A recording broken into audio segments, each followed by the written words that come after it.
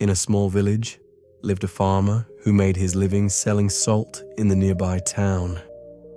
Every morning he would load bags of salt onto his faithful donkey and make the journey across the countryside.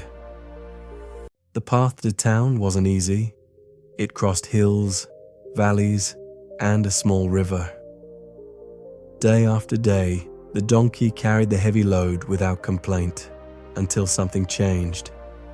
The donkey had grown weary of his daily burden. He began to wonder, why must he carry this heavy load every day? There must be a way to make his life easier. And then, one day, as they were crossing the shallow river, an idea struck the clever donkey. The donkey pretended to stumble, letting 3 bags of salt fall into the river.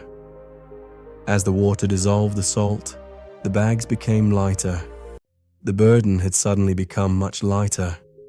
The donkey had discovered a trick, and he was quite pleased with himself. The farmer noticed his loss, but couldn't understand what had happened. He returned home that evening with less money than usual. The donkey continued his trick day after day. Each time they crossed the river, he would accidentally drop the bags into the water. Each time, his load would become lighter. But the farmer was no fool. He quickly realized what was happening as his profits dwindled. Something had to change. After careful consideration, the farmer made a decision. The next morning, the donkey noticed something different. Instead of salt, the farmer had switched his business. He was now trading cotton. Thinking he was clever, the donkey executed his plan once again. As they reached the middle of the river, he deliberately fell, making sure the bags of cotton fell into the water. But something unexpected happened. Instead of becoming lighter, the cotton absorbed the water and became twice as heavy. The donkey could barely move. The weight was now unbearable. The farmer helped his donkey up, giving him a knowing look. His eyes seemed to say, "Sometimes, my friend, the shortcuts we take only lead to heavier burdens." From that day forward, the donkey carried his load honestly.